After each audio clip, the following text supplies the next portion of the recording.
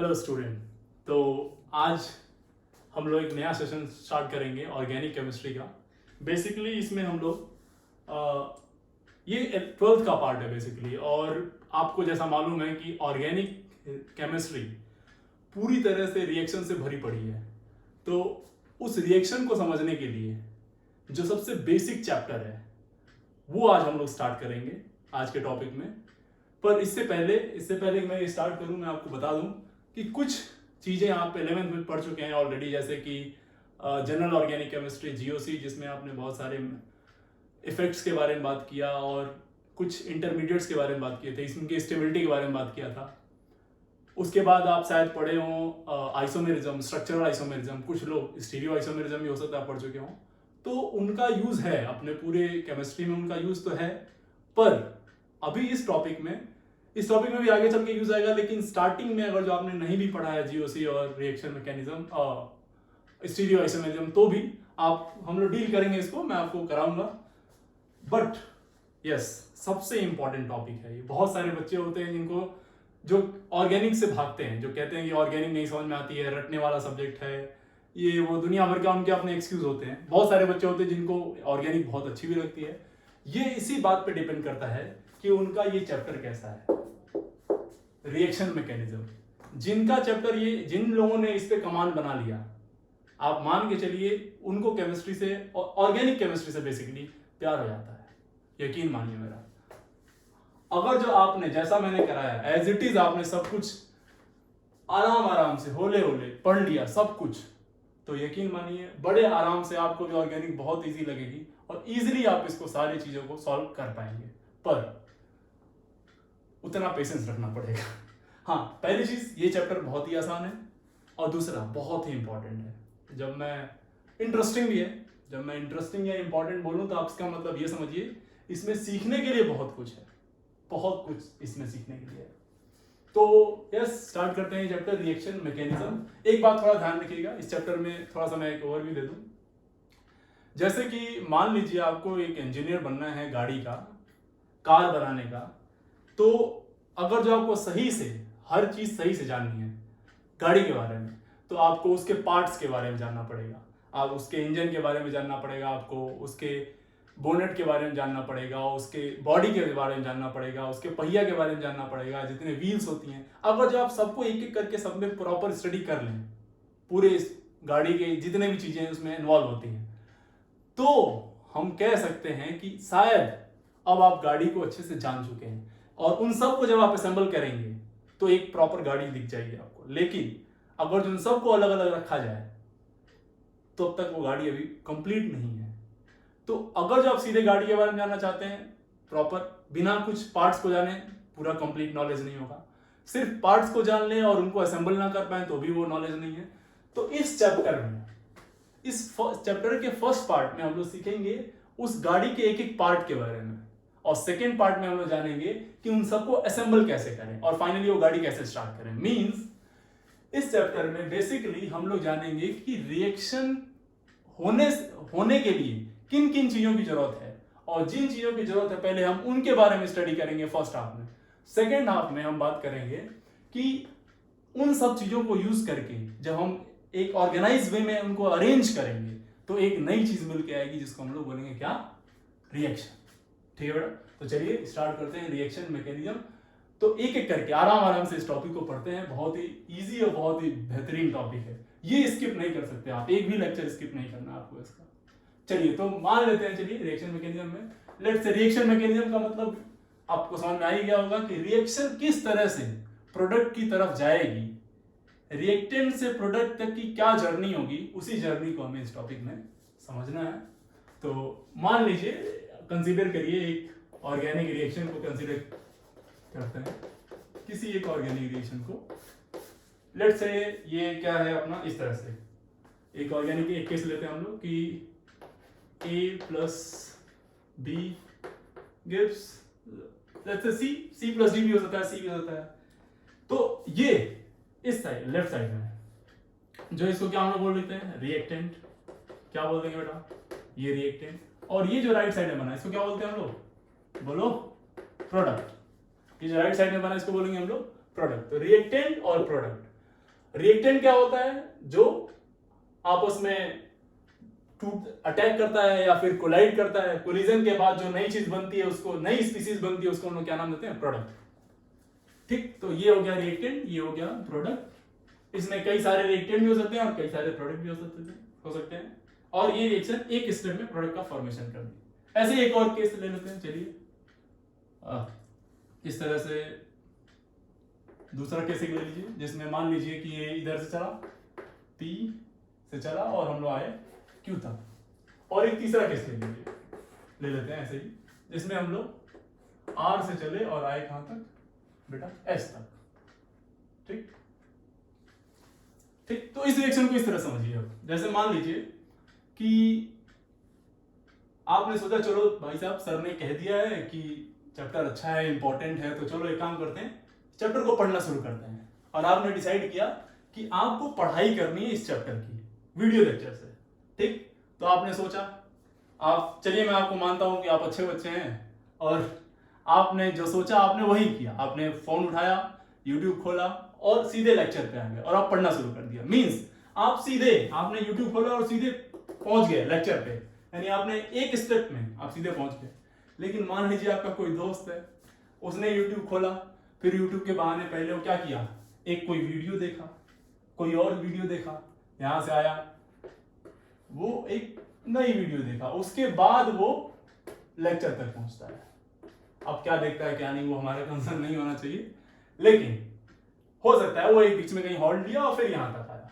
ठीक, एक दूसरा कोई बच्चा है, आप कहते हैं कि सर ये तो एक ही वीडियो देखता है, एक मेरा दोस्त है वो 2 वीडियो देखता है पहले, फिर आता है यहां तक।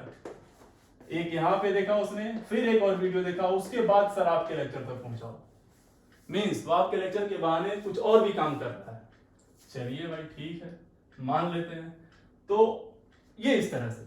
ठीक, तो ये क्या होगी, ये एक बार में आप पहुंच गए यहाँ पे, पहले यहां से यहां आए, फिर यहां से गए और यहाँ पे फिर यहाँ पे फिर वहां पे।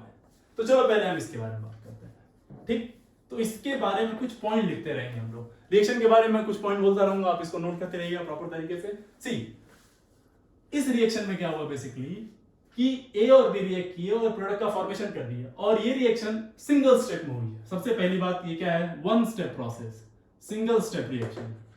क्या? Single step reaction. सबसे इंपॉर्टेंट बात इस रिएक्शन के बारे में क्या हुई, सिंगल स्टेप, एक स्टेप में। अच्छा एक बात बताओ बेटा, अगर जो रिएक्शन एक स्टेप में हो रही है तो रिएक्शन होती क्या है?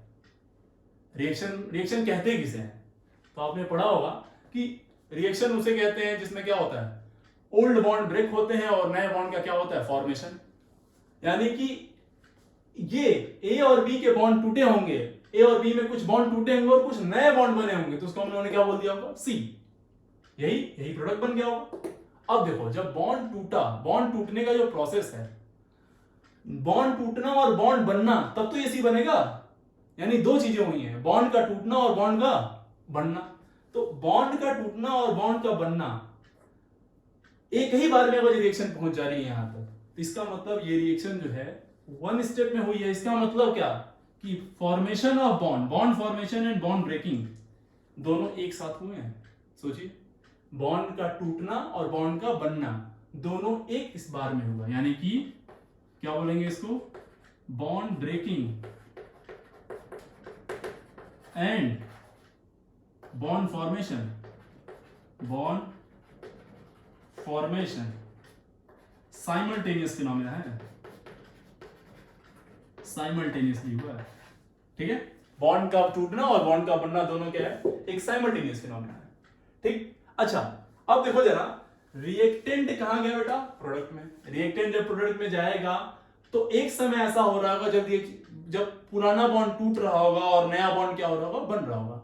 तो पुराने बॉन्ड का निकलना और नए बॉन्ड के आने में जो बीच की स्टेट आती है, उस स्टेट को हम लोग एक नाम देते हैं, क्या बेटा, उसको बोलते हैं हम लोग ट्रांजिशन स्टेट। ट्रांजिशन स्टेट किसे कहेंगे, रिएक्शन में रिएक्टेंट से प्रोडक्ट के बीच में जो अनस्टेबल स्पीसीज बनती है, मींस एक समय बॉन्ड टूट रहा होगा, दूसरे समय बॉन्ड जुड़ रहा होगा, वो वाला टाइम को क्या बोलेंगे हम लोग, ट्रांजिशन स्टेट। इस टॉपिक में बेसिकली इस लेक्चर में हम सिर्फ और सिर्फ इस ट्रांजिशन स्टेट को कवर करेंगे। बहुत ध्यान समझिए, पूरे ऑर्गेनिक में हर जगह आएगा ट्रांजिशन स्टेट। तो ट्रांजिशन स्टेट समझ में आएगा क्या है? अब देखो ट्रांजिशन स्टेट बेसिकली, अब देखो यहाँ पे क्या हुआ, हम लोग क्या पढ़ रहे हैं? Organic chemistry. ऑर्गेनिक केमिस्ट्री में किसके रिएक्शन की बात करेंगे हम लोग? ऑब्वियसली कार्बन के। कार्बन कितना बॉन्ड बनाता है बेटा?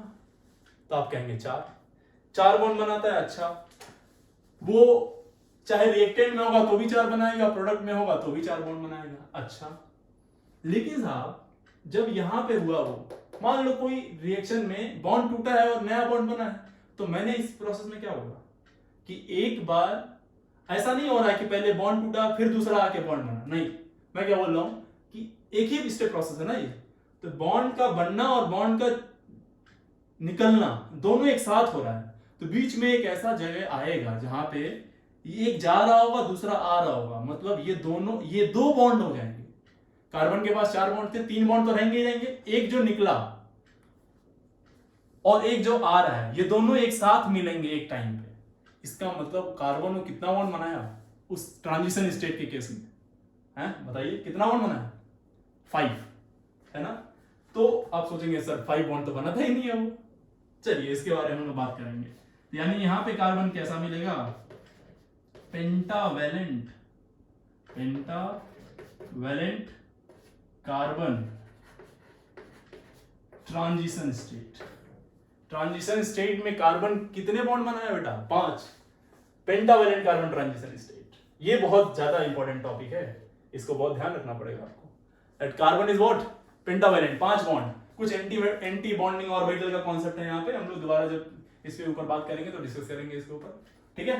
तो 3 बातें सीख ली हमने, क्या कि एक सिंगल स्टेप प्रोसेस है। सिंगल स्टेप प्रोसेस होगा तो उसी समय पे बॉन्ड टूटेगा और बॉन्ड बनेगा, यानी दोनों एक स्टेप में हो रही है।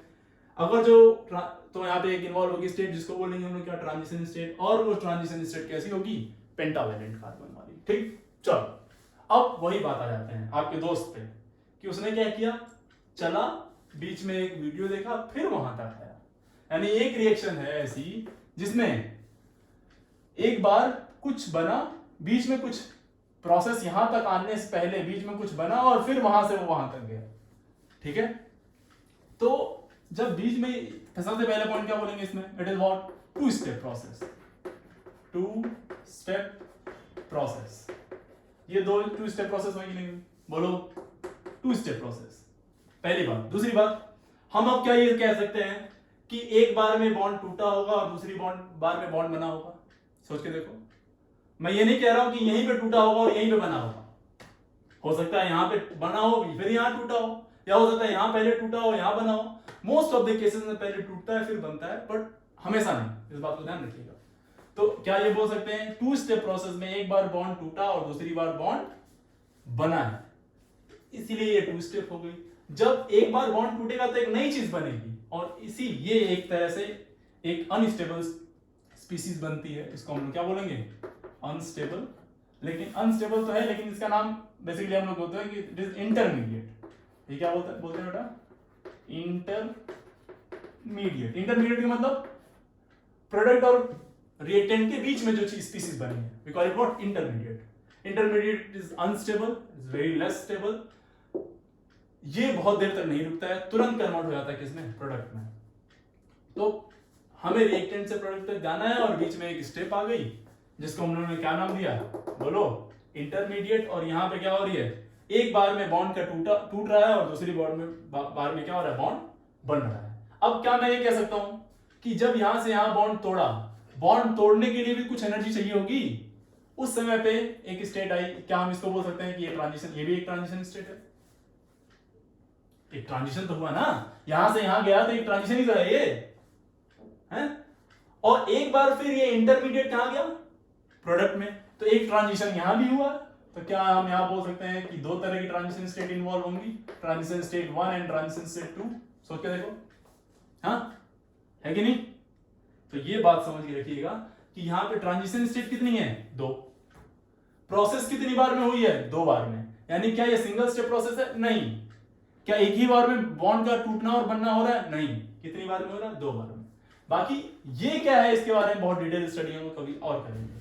अभी हमारा फिलहाल सिर्फ और सिर्फ ट्रांजिशन स्टेट फोकस करिए। अब चलिए इस आगे हैं। ये तीसरा केस, वो आपका दोस्त जो क्या करता है, दो बार में वीडियो तक पहुंचता है, तो ये एक इंटरमीडिएट बनता है 1 और दूसरा इंटरमीडिएट बनता है ये कौन बेटा, सेकंड इंटरमीडिएट। मेरे ख्याल से आप समझ चुके होंगे कितने स्टेप पे रिएक्शन है। सबसे पहला पॉइंट क्या बोलेंगे, कितने स्टेप में रिएक्शन पहुंची, तो एक बार में पहले वो यहां से यहां आया, फिर यहां से यहां आया, फिर यहां से यहां गया, तो कितनी स्टेप हुई, 3 स्टेप रिएक्शन। तो क्या सर मैक्सिमम जो होती है वो 3 स्टेप होती है रिएक्शन की, या कोई और भी स्टेप्स होते हैं, हो सकते हैं इससे ज्यादा भी, तो बेटा जी और भी ज्यादा हो सकते हैं, 4 भी हो सकती है, 5 भी हो सकती है, पर 3 4 2 3 तक जाते जाते काम अपना निपट जाता है, लेकिन हो सकता है, ऐसा मैं नहीं कह रहा हूं कि नहीं होता है। तो ये है 3 स्टेप। अब मैं आपसे पूछता हूं, आप खुद सोच के बताइए, 3 स्टेप प्रोसेस हुई, आप बताइए ट्रांजिशन स्टेट कितनी इन्वॉल्व होगी इसमें, नंबर ऑफ ट्रांजिशन स्टेट, सोच के बताओ, नंबर ऑफ ट्रांजिशन स्टेट। तो मैंने बोला क्या ट्रांजिशन स्टेट क्या होता है, किसी एक जगह से दूसरी जगह जाने में जो बीच की स्टेट बनती है उसको क्या बोलते हैं, ट्रांजिशन स्टेट। पहले आंसर करिए कितना होगा इसका, बोलो ट्रांजिशन स्टेट कितनी होगी यहाँ पे, हैं आगे आंसर 3, गुड, कहां पे, एक यहां पे, ये है ट्रांजिशन स्टेट व्हाट 1, फिर बनेगा ट्रांजिशन स्टेट व्हाट 2, और फिर बनेगा यहां पे ट्रांजिशन स्टेट 3। अब यहां पे जरा देखना एक बात, इंटरमीडिएट, अब ये जो बीच में बना ये है रिएक्टेंट बेटा, और ये है आपका प्रोडक्ट। रिएक्टेंट और प्रोडक्ट के बीच में जो चीजें बनी इनको हमने क्या बोला था, क्या नाम देते हैं इनको, हम लोग इनको बोलते हैं हम लोग इंटरमीडिएट। अब देखो क्या हुआ होगा, थोड़ा सा इसके अंदर जाते हैं, देखो क्या हुआ होगा, इसका बॉन्ड टूटा होगा और एक नई चीज बनी होगी। अब ये जो नई चीज बनी हो सकता है ये स्टेबल ना हो, और स्टेबल होने के लिए ये कुछ अपने अंदर ऐसा रीअरेंजमेंट वगैरह करे जिससे कि और ज्यादा स्टेबल हो सके, लेकिन प्रोडक्ट ना बनाए। मींस यहां से वो कहीं और गया, जब कहीं और गया तो अपने आप को, अभी प्रोडक्ट नहीं गया, कोई और अनस्टेबल चीज ही बनाई, लेकिन वो इस वाले से ज्यादा स्टेबल होगा। Second intermediate is more stable then first intermediate. ये कैसे होगा हम लोग पढ़ेंगे आगे चल के, आता है टॉपिक रीअरेंजमेंट ऑफ कार्बोकैटायन, तो वो अपने आप को रीअरेंज करता है यहां से यहां और फिर यहां से यहां जाएगा वो। अब हो सकता है रीअरेंजमेंट कई बार में हो रहा हो तो कई बार इंटरमीडिएट बनेगा, ठीक है, तो वो हमारा बात का टॉपिक है। फिलहाल अपने आपको ये बात समझ में आना चाहिए कि क्या रिएक्शन कितने तरह की होती है ऑर्गेनिक में, 1 स्टेप 2 स्टेप 3 स्टेप में भी 4 स्टेप। 1 स्टेप क्या होती है आपको समझ में आ गया होगा। 1 स्टेप में सबसे इंपॉर्टेंट पॉइंट हम लोगों ने क्या बोला बेटा, ये वाला पॉइंट, क्या कि जो ट्रांजिशन स्टेट में कार्बन इन्वॉल्व होगा that would be what, pentavalent carbon transition state, ठीक है। अब इसी में थोड़ा सा पॉइंट और ऐड करते हैं, चलिए इसमें थोड़ा सा इंक्लूड करते हैं। अच्छा एक चीज मैं पूछूं आपसे, तो देखो ये तो थोड़ा सा है, ये उन्हीं बच्चों के लिए क्वेश्चन है जो थोड़ा सा स्टीरियोआइसोमेरिज्म पढ़े हैं। अगर मैं आपसे पूछूं इसमें minimum number of transition state, तो कितना बोलेंगे आप, मिनिमम कम से कम कितने ट्रांजिशन स्टेट चाहिए, तो कम से कम कितना चाहिए बेटा, अरे साहब जितना प्रोसेस हुआ उतना, कितनी बार में प्रोसेस हुआ, 1 2 3, तो मिनिमम कितना चाहिए 3, ये तो बहुत इजी है। अब मैं कहूं नहीं, अब मुझे मैक्सिमम बताओ, मिनिमम तो आपने बता दिया, maximum number of transition state, maximum transition state कितनी हो सकती है इसके अंदर बताइए, maximum number of transition state.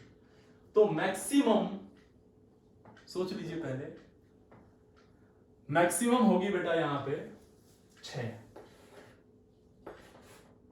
Maximum होगी कितनी 6। ये 6 कैसे होगी, प्लीज ये वो बच्चे ध्यान ना दें इस पे जिन्होंने स्टीरियोआइसोमेरिज्म नहीं पढ़ा है, जब पढ़ेंगे या फिर जब इसकी जरूरत आएगी तब देखेंगे, थोड़ा एडवांस लेवल है। जिनने पढ़ा वो बात समझ लीजिए कैसे 6 होगा। देखो आपने पढ़ा होगा कि देखो, अच्छा एक चीज सब लोग जानते होंगे, बहुत कॉमन सी बात है कि कार्बोकैटायन या फ्री रेडिकल या फिर डबल बॉन्ड, इसके लिए बता रहा हूं मैं, ठीक है, ये तीनों चीजें इसमें अगर ध्यान से देखें तो बेसिकली अगर मान लो ये 3 बॉन्ड बनाया हुआ ऑलरेडी और ये भी ऐसे बनाया हुआ है, तो ये sp2 हाइब्रिडाइज्ड होगा, ये भी sp2 हाइब्रिडाइज्ड होगा और ये वाला कार्बन भी क्या होगा sp2 हाइब्रिडाइज्ड, है ना। sp2 हाइब्रिडाइज्ड का मतलब क्या होता है, प्लेनर। अगर जो प्लेनर होगा तो कोई चीज जो उस पर अटैक करती है, अगर जो कोई चीज क्या प्लेन है और कोई चीज उस पर अटैक कर रही है तो वो टॉप से भी अटैक कर सकती है और बॉटम से भी अटैक कर सकती है, दोनों से, टॉप से भी और बॉटम से। लेकिन कब? जब वो चीजें क्या होंगी? प्लेनर। तो आगे चल के हम लोग पढ़ेंगे रिएक्शन में कि जब प्लेनर चीजें आती हैं तो उसमें दोनों साइड से अटैक होता है। जब दोनों साइड से अटैक होता है तब पॉसिबिलिटी होती है दो अलग अलग चीजें बनने की। और दो अलग अलग चीजें जब बनती हैं, कोई जरूरी नहीं हमेशा बने, बन सकती है। जब दो अलग अलग चीजें बनेंगी तब जाके यहां से यहीं पे, मतलब जब अटैक हुआ, इसके ऊपर अटैक हुआ, जब इसके ऊपर अटैक हुआ तो दो अलग अलग चीजें बन गई, एक ये और एक इसी का दूसरा वाला पार्ट। तो यहीं से यहां जाने में एक बार ऐसे जाएंगे और एक बार कहीं और से जाएंगे, ये। तो यहां पे दो मिल जाएगा। ऐसे ही जब यहां से आगे जाओगे तो यहां पे दो मिल जाएगा, और यहां पे आगे जाओगे तो यहां पे भी दो मिल जाएगा। तो इस तरह से कितनी हो गई? 6। यहां पे मिनिमम ऐसे बोल पूछा तो कितनी होगी? मिनिमम कितनी? 2। मैक्सिमम कितनी? एक यहां से यहां और यहां से यहां, मतलब 2 यहां पे और 2 यहां पे। तो मैक्सिमम यहां पे कितनी? 4। यानी मिनिमम का ऐसा लग रहा है कि जस्ट डबल, मिनिमम का जस्ट डबल जो हो रहा है वो क्या हो रहा है? Potential energy what diagram. Potential energy diagram देखिए बहुत इंपॉर्टेंट टॉपिक है, बहुत बार आएगा ये भी। वापिस से मैं बता रहा हूं आपको, कई बार ऐसा होगा जब ग्राफ से रिलेटेड क्वेश्चन पूछ देगा आपसे, वहां पे ये जरूरी होगा। तो देखिए कैसे बनाएंगे पोटेंशियल एनर्जी डायग्राम। पहला, सबसे पहले वाली रिएक्शन कौन सी थी? कुछ A plus B gives what, क्या था? C। और रिएक्शन क्या थी? Single step. सिंगल स्टेप का मतलब एक ही बार में क्या हो रहा था? रिएक्टेंट से प्रोडक्ट में कन्वर्जन। लाइक देखिएगा, तो जब हम ग्राफ बनाते हैं बेटा तो कुछ इस तरह से बनाते हैं। एक्स और वाई एक्सिस लेते हैं, इसमें हम लोग लेते हैं क्या? Potential energy. यहां पे ले लेंगे क्या? Potential energy. और एक्स एक्सिस पे लेते हैं progress of reaction, reaction coordinate, progress of reaction या टाइम मान लीजिए। ठीक, इनिशियली मान लीजिए आप जिसकी रिएक्शन करा रहे हैं रिएक्टेंट, उस रिएक्टेंट की कुछ ना कुछ एनर्जी होती है पहले से। बोलो यार, कुछ ना कुछ एनर्जी तो उसकी होती है। टाइम t = 0 पे अभी रिएक्शन स्टार्ट नहीं हुई तब रिएक्टेंट कुछ एनर्जी होगी। अब आपको मालूम है कि रिएक्टेंट की जो भी एनर्जी होगी वो काफी नहीं होती है रिएक्शन कराने के लिए। किसी बॉन्ड का टूटना और नए बॉन्ड का बनना ही रिएक्शन होता है। बॉन्ड कब टूटेगा? जब उसकी बॉन्ड एनर्जी के बराबर एनर्जी मिलेगी। अब वो एनर्जी कहां से मिलेगी? तो हो सकता है कि वो आपस में कोलाइड करें, कोलाइड करके अपने बॉन्ड तोड़ लें, या फिर हो सकता है कि नेचुरली तोड़ लें। हो सकता है कि आपने इतनी एनर्जी दी कि वो एनर्जी करके वाइब्रेट करना स्टार्ट किया, और वाइब्रेट करने के बाद कुछ इस तरह से टकराया कि वो बॉन्ड क्या हो गया? टूट गया। तो कुल मिला जुला के आपको एनर्जी देनी पड़ेगी उसको, उसके बॉन्ड को तोड़ने के लिए। तो रिएक्टेंट की कुछ एनर्जी है, अगर जो आपने इनको कुछ एनर्जी प्रोवाइड करी तो यहां पे बॉन्ड ब्रेक होगा और एक नया बॉन्ड बनेगा। तो ये वाला, ये पीक बता रहा है कि यहां पे बॉन्ड टूट रहा है। ये मैक्सिमम वो एनर्जी है जहां पे काम चल जा रहा है। और इसी पीक पे जो कॉम्प्लेक्स बनता है उसको हम लोग बोलते हैं क्या? Activated complex. क्या बोलते हैं बेटा? Activated complex. और ये जो स्टेट ऑब्टेन होती है यहां पे, इस स्टेट को हम लोग नाम देते हैं क्या? ये यहां पे जो स्टेट हुई इसी को हम लोग बोलते हैं क्या? Transition state. यानी कि यहीं पे बॉन्ड टूट रहा होगा और यहीं पे नया बॉन्ड बन रहा होगा। This state is called as what? Transition state. यानी ट्रांजिशन स्टेट की एनर्जी क्या होती है? सबसे ज्यादा। ये रिएक्टेंट और ये क्या बन गया फाइनली? आपका प्रोडक्ट। तो रिएक्टेंट से प्रोडक्ट पे आने में जो है सबसे हाईएस्ट वाला होगा, जो मैक्सिमा होगा कर्व का, वो होगा पीक। वो पीक जो होगा, जो मैक्सिमा होगा, वो होगी आपकी ट्रांजिशन स्टेट। यानी क्या वो ये बोल सकते हैं हम लोग कि मैक्सिमा ऑफ द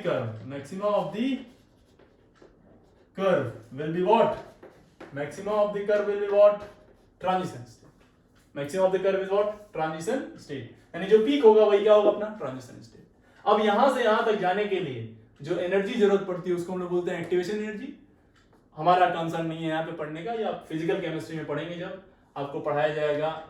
एक 12th में एक चैप्टर है केमिकल काइनेटिक्स, तो वहां पे पढ़ेंगे आप डिटेल में। ठीक, तो एक बात तो ये होगी। चलो, तो यहां से सीधे प्रोडक्ट बनेंगे। अब आते हैं इस पे, केस 2 पे, वो वाला आपका दोस्त जो डायरेक्ट वीडियो नहीं देखता। ठीक, यानी वो रिएक्शन जिसमें पहले बीच में कुछ बनता उसके बाद प्रोडक्ट बनता। ठीक, तो देखो इसमें अगर जिसको हम लोग बनाने की कोशिश करें तो कैसे बनेगा ये बेटा? ये हो गया पोटेंशियल एनर्जी, ये हो गया आपका क्या, प्रोग्रेस ऑफ रिएक्शन। और रिएक्शन स्टार्ट हुई, रिएक्शन कहां से स्टार्ट हुई, मान लीजिए यहां से, ये है आपका रिएक्टेंट, ठीक। अब देखो यहाँ पे क्या होगा, पहले हो जाएगा एक ट्रांजिशन स्टेट बनाएगा, फिर क्या करेगा, फिर एक इंटरमीडिएट बनाएगा। इंटरमीडिएट भी क्या होगी, अनस्टेबल। देखो एनर्जी के बिहार पे हम लोग स्टेबिलिटी बताते हैं, जिसकी एनर्जी ज्यादा होती है उसकी स्टेबिलिटी कम होती है। तो देखो यहाँ पे क्या हो रहा है, रिएक्टेंट की एनर्जी ठीक ठीक इससे ज्यादा एनर्जी हुई तो क्या बना, ट्रांजिशन स्टेट, ठीक।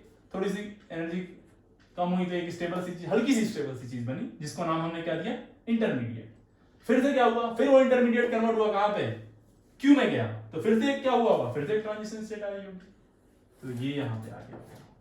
तो ये बना फाइनली आपका क्या, यहां से चला था ये रिएक्टेंट और यहां आ गया प्रोडक्ट पे, ठीक। तो देखो एक ट्रांजिशन स्टेट आपको यहां मिल गया, ट्रांजिशन स्टेट 1, एक ट्रांजिशन स्टेट आपको वहां मिली, यहां पे क्या बोला था मैंने अभी, peak of the curve will be what, transition state. और ये दो ट्रांजिशन स्टेट के बीच में क्या बन रहा है, क्या बोलो, इंटरमीडिएट। तो ये क्या है बेसिकली, ये वाला पॉइंट इंटरमीडिएट है, ठीक है। तो इस प्रोसेस में दो ट्रांजिशन स्टेट बनी और एक क्या बना, इंटरमीडिएट। क्लियर है, बात क्लियर है बिल्कुल। अब देखो जरा इसमें, अच्छा क्या यहां से एक स्टेटमेंट दे सकते हैं हम लोग कि maxima of the curve is what, transition state, and minima of the curve is what, जो पीक होगा अपर वाला वो ट्रांजिशन स्टेट होगा, और जो मिनिमा होगा, minima of the curve is what, बोलो क्या होगा वो, इंटरमीडिएट। क्लियर है। अब मैं आपसे उम्मीद करता हूं कि इसका ग्राफ आप खुद से बना लेंगे कि नहीं बना लेंगे। बस किस बात का ध्यान रखेंगे कि जो दूसरा वाला इंटरमीडिएट बने वो पहले वाले से क्या हो, स्टेबल हो। कभी कभी ऐसा भी होगा जब नहीं होगा, लेकिन मोस्ट ऑफ द केसेस में ऐसा ही होगा कि वो दूसरा वाला स्टेबल बनेगा लेकिन वो इंटरमीडिएट वाली कहानी नहीं बन पाती है। तो आप ये मान के चलिए कि दूसरा वाला पहले वाले से ज्यादा ही स्टेबल है। तो एक बार खुद से ट्राई करिए, बाकी तो मैं बताऊंगा ही, ठीक है। तो देखो इस वाले की वजह बात करें हम लोग, तो ये है आपका क्या, पोटेंशियल एनर्जी, ये है प्रोग्रेस ऑफ रिएक्शन, ठीक है। रिएक्शन स्टार्ट हुई यहां से कहीं से, और पहले बार में गया पीक को टच किया, फिर दूसरे बार में पीक को टच किया, ठीक है। एक और पीक आया, फिर एक और, and finally product, here is your product. यहां से रिएक्शन स्टार्ट हुई और यहां पे देखो कितने पीक आए, यहां पे कितनी बार रिएक्शन हुई, 1 2 और 3, तो यानी कि 3 ट्रांजिशन स्टेट। ये क्या है, TS1, ये क्या है, TS2, ये क्या है, TS, अरे बोलो 3। दो TS के बीच में मैंने क्या बोला था, क्या आएगा बेटा, इंटरमीडिएट। तो यानी इन दोनों के बीच में एक इंटरमीडिएट आ गया, इन दोनों के बीच में एक और इंटरमीडिएट आ जाएगा, यानी कि ये कौन सा है, इंटरमीडिएट 1, और ये क्या है, इंटरमीडिएट 2। और यहां से देखिए इंटरमीडिएट सेकंड की स्टेबिलिटी फर्स्ट से देखो ज्यादा है। ये कैसे चेक करेंगे बताइए, हैं? ये कैसे मालूम पड़ेगा कि सेकंड की स्टेबिलिटी ज्यादा है, क्योंकि सेकंड की एनर्जी देखो, ये एनर्जी कर्व है ना, तो सेकंड की एनर्जी क्या है, कम है, जिसकी कम एनर्जी उसकी स्टेबिलिटी बेटा ज्यादा, ठीक है। तो ये बात क्लियर हो गई होगी आपको कि ट्रांजिशन स्टेट क्या है और इंटरमीडिएट क्या है और पोटेंशियल एनर्जी कर्व कैसे ड्रॉ करनी है, कुछ इस तरह से। अभी हम उस पे नहीं आ रहे हैं कि कौन ज्यादा स्टेबल होगा और कैसे स्टेबिलिटी चेक करेंगे, हम बस ये जानने की कोशिश कर रहे हैं कि हो क्या रहा है, वो ड्रामा क्या चल रहा है, रिएक्शन को प्रोडक्ट तक पहुंचने के लिए, रिएक्टेंट को प्रोडक्ट तक पहुंचने के लिए कौन से ड्रामे से हमें गुजरना पड़ रहा है। तो फिलहाल एक छोटा सा टॉपिक हम लोग कवर कर रहे हैं, ट्रांजिशन स्टेट ऑफ रिएक्शन। किसके बेसिस पे बेटा, किसके बेसिस पे हम लोग टाइप्स ऑफ रिएक्शन डिफाइन करने की बात कर रहे हैं, तो बात करते हैं एनर्जी के बेसिस पे, on the basis of energy, on the basis of energy. Energy के बेसिस पे हम लोग बात करेंगे जरा कि टाइप ऑफ रिएक्शन के बारे में, टाइप ऑफ रिएक्शन कितनी होती है। तो देखो हो सकता है हमने एक कर्व बनाया था आपको, आपने शायद 11th में पढ़ा भी हो थर्मोडायनेमिक्स में, कि एक टर्म पढ़ा होगा आपने, एक्सोथर्मिक एंड एंडोथर्मिक प्रोसेस। क्या, एक्सोथर्मिक एंड एंडोथर्मिक प्रोसेस। मान लो सिंगल स्टेप वाली रिएक्शन लेते हैं, चलिए फिलहाल के लिए। ये है पोटेंशियल एनर्जी, ये है प्रोग्रेस ऑफ रिएक्शन, ठीक है। हो सकता है आपने रिएक्शन यहां से स्टार्ट करी हो और यहाँ पे आ गई, खत्म हो गई हो। देखो यहाँ पे ये क्या आ गया, ये क्या हो गया आपकी ट्रांजिशन स्टेट, ठीक है। ये क्या था, रिएक्टेंट, ये क्या बना, प्रोडक्ट, ठीक है। तो अगर जो देखो यहाँ पे देखें तो प्रोडक्ट की एनर्जी रिएक्टेंट से क्या है, कम है। प्रोडक्ट ज्यादा स्टेबल बना तो इसकी एनर्जी क्या है, कम एनर्जी, और इसकी एनर्जी क्या है, ज्यादा। तो यहाँ पे जो गैप आएगा दोनों के बीच में, ये डेल्टा एच, ये क्या होगा, लेस देन जीरो होगा। जब डेल्टा एच क्या होता है, नेगेटिव, तो ऐसी रिएक्शन को क्या बोलते हैं हम लोग, एक्सोथर्मिक रिएक्शन। एक्सोथर्मिक रिएक्शन यानी रिएक्शन के दौरान क्या हुआ है, हीट एनर्जी निकली है। ऐसी रिएक्शन जिसमें एनर्जी निकले उसको क्या बोलते हैं हम लोग, एक्सोथर्मिक रिएक्शन। एक्सो मतलब निकलना, थर्म का मतलब हीट एनर्जी। तो डेल्टा एच क्या होगा उसका, नेगेटिव, या आप पहले जानते होंगे। तो हो सकता है रिएक्शन इस नेचर की हो कि रिएक्टेंट से प्रोडक्ट बनने के बाद यानी प्रोडक्ट ज्यादा स्टेबल बना रिएक्टेंट से। बेसिकली तो यही होना चाहिए, लेकिन कभी कभी उल्टा भी होता है। तो जब यहां से यहां आया तो रिएक्शन में क्या हुआ, एनर्जी निकली है और प्रोडक्ट ज्यादा स्टेबल बना रिएक्टेंट से। दूसरा केस हो सकता है ऐसा ना हो सकता है क्या हो भाई, ये आपका रहा रिएक्टेंट और यहां से रिएक्शन चली लेकिन कुछ यहीं रुक गई आपके आगे। तो ये आपका क्या है, ट्रांजिशन स्टेट, और यहां बन गया प्रोडक्ट। तो अगर जो एनर्जी देखें तो रिएक्टेंट की एनर्जी और प्रोडक्ट की एनर्जी, ये डेल्टा एच की वैल्यू यहां देखें, प्रोडक्ट की एनर्जी क्या है ज्यादा, रिएक्टेंट की एनर्जी क्या है कम, तो ये क्या हो जाएगा, ग्रेटर देन जीरो। और ऐसी रिएक्शन को क्या बोलते हैं हम लोग, बोलो बेटा, यानी रिएक्शन यहां से यहां जाने में इसने एनर्जी एब्सॉर्ब करके हायर एनर्जी पे गया, यानी ऐसी रिएक्शन क्या बोलते हैं हम लोग, बोलो, एंडोथर्मिक रिएक्शन। एंडोथर्मिक रिएक्शन, ये रिएक्शन क्या हो जाएगी, बोलिए, this reaction is said to be what, endothermic reaction. तो बेसिक एनर्जी के बेसिस पे हमारे पास दो तरह की रिएक्शन होगी, या तो वो एंडोथर्मिक होगी या तो एक्सोथर्मिक। ये आपको पहले से मालूम होना चाहिए था, फिर भी एक बार ध्यान रख लीजिए। यानी एक बार रिएक्टेंट से नीचे आ सकता है प्रोडक्ट का कर्व, और एक बार रिएक्टेंट से ऊपर आ सकता है। हम ये नहीं कह रहे हैं कि सब नीचे आएगा या सब ऊपर जाएगा, ये डिपेंड करेगा कि रिएक्शन कौन सी होगी, ठीक है। लेकिन एक्सोथर्मिक का मतलब नीचे और एंडोथर्मिक का मतलब ऊपर। इतना बेसिक चीज आपको आपके दिमाग में, इतना चीज हमेशा चलना चाहिए, ठीक है। तो अब इसी में एक बात छोटी सी जान लीजिए, थोड़ा सा, एक मैं नाम लिखता हूं जरा, बहुत बेहतरीन नाम है ये ऑर्गेनिक केमिस्ट्री का, बहुत कम जगह आपको ऐसा सुनने को, ये नाम देखने को मिलेगा। और नाम है क्या,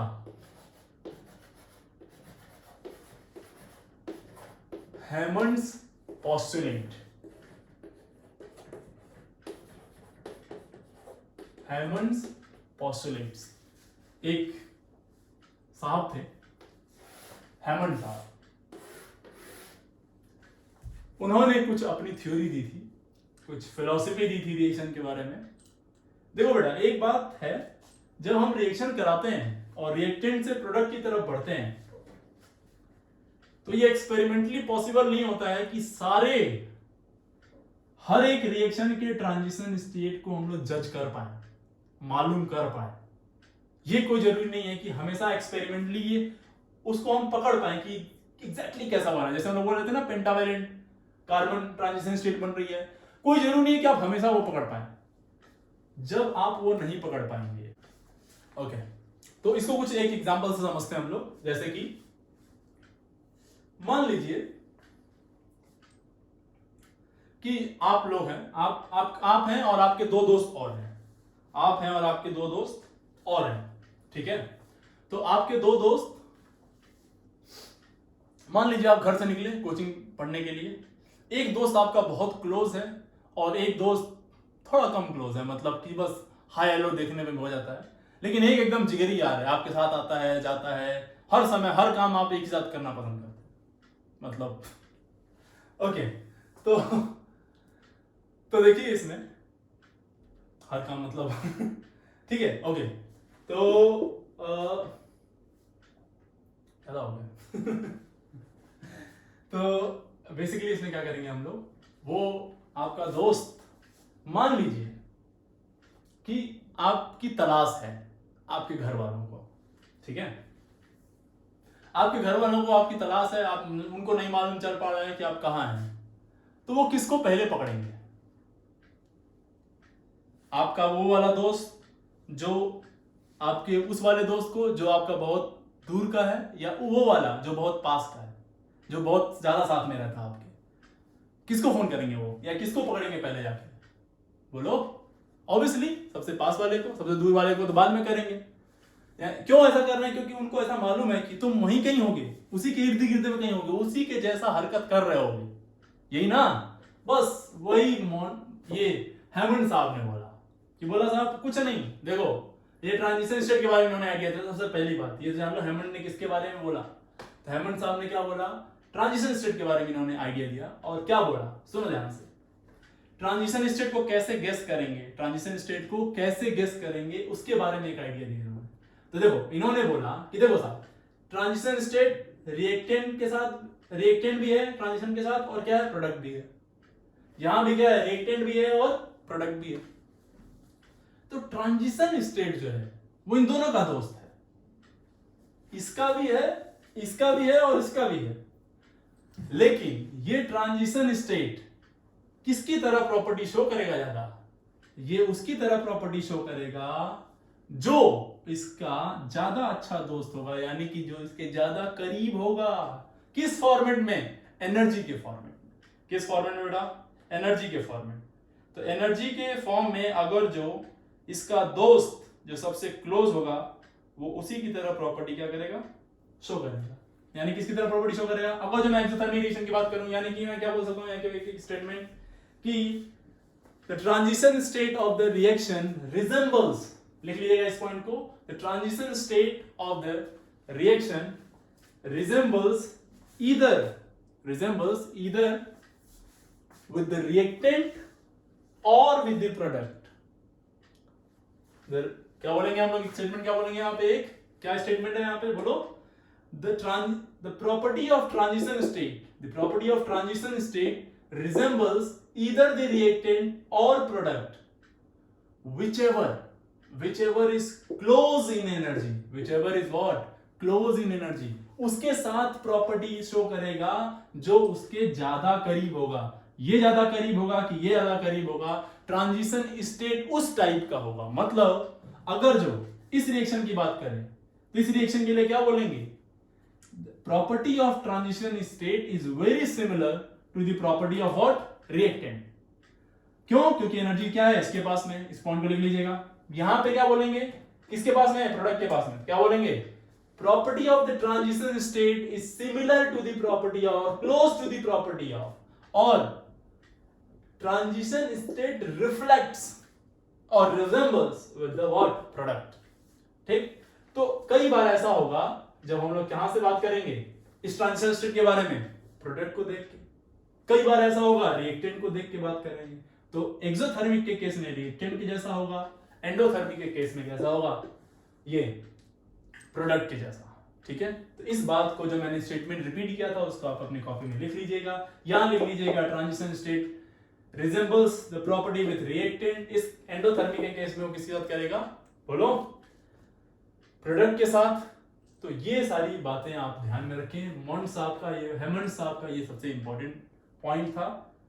बहुत ज्यादा इनके बारे में नहीं, बस इतना ही ध्यान रखना है।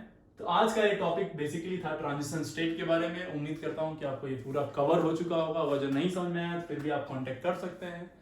ओके, तो बस आज इतना ही रहने देते हैं। Thank you very much. पूरी तरह से इसको कंप्लीट करिए। नेक्स्ट क्लास में जब आप आइए तो इसको पढ़ के आइए, और नेक्स्ट क्लास में हम लोग एक नया टॉपिक स्टार्ट करेंगे, electrophiles and nucleophiles. Thank you very much.